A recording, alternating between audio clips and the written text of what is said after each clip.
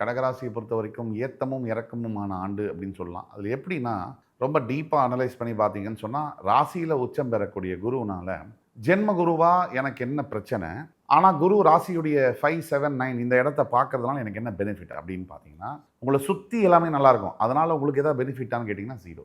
So நீங்கள் வந்து உங்களை சுற்றி எல்லாமே நல்ல விஷயம் நடக்குது. லாபங்கள் வருது, இது வருது. அதை அனுபவிக்கிறதுக்கு ஒரு யோகம். நீங்கள் ஒரு நல்ல வேலையில் போய் உட்கார்றீங்க. ₹1,00,000 சம்பளத்தில். நல்ல சம்பளமும் கிடைக்குது.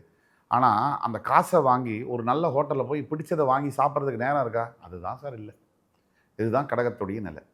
ஜூன் 2க்கு பிறகு நல்ல ப்ராக்ரஸ் இருக்கும். பிஸ்னஸ்லையாக இருக்கட்டும், எம்ப்ளாய்மெண்ட்லையாக இருக்கட்டும், இல்லை ஒரு இடம் மாற்றுறதா இருக்கட்டும், புதிய வாகனம் வீடு வாங்குறதுலையாக இருக்கட்டும், இல்லை பசங்க மூலியமாக ஒரு அப்பா அம்மாவுக்கு என்ன வேணும்?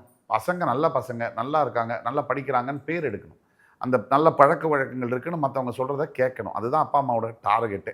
அதெல்லாம் நடக்கும். அதே மாதிரி திருமணம் வந்து அதை விட ஒரு பெரிய ஒரு விஷயம் வாழ்க்கையில் இருக்கவே முடியாது. இன்னைக்கு காலகட்டத்தில் திருமணம் அப்படிங்கிற கான்செப்ட் வந்து ஒரு மிகப்பெரிய ஒரு விஷயமா இருக்குது. எப்படின்னா, யாரை திருமணம் பண்ணுறோம் அதை வச்சு தான் நம்ம லைஃப் வந்து லெஃப்ட்டில் போகுதா ரைட்டில் போகுதான்னு தெரியுது. பல பேருக்கு வந்து கையில் ரைட்டில் போட்டு லெஃப்ட்டில் இண்டிகேட்டர் போட்டு லைஃப் ஸ்ட்ரெயிட்டாக போகுது.